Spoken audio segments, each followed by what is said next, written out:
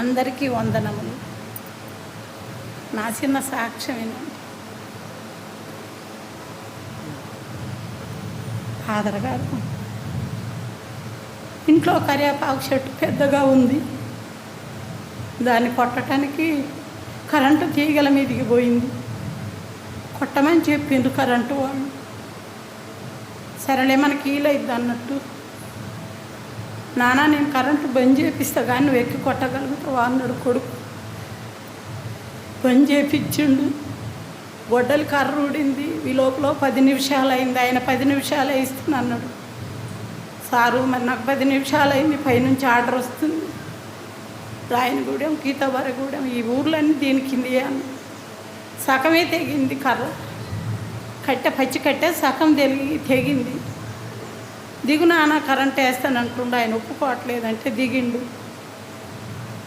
ఆ కర్రను పట్టుకొని నిలబడ్డా. సగం దిగిన దాన్ని పట్టుకొని నిలబడ్డాడు.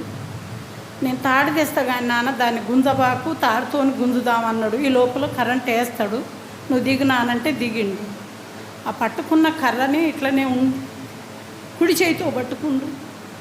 గట్టిగా గుంజలేదు. అదే పలపల అని కూలే వరకు కరెంటు వైర్ల మీద పడ్డది.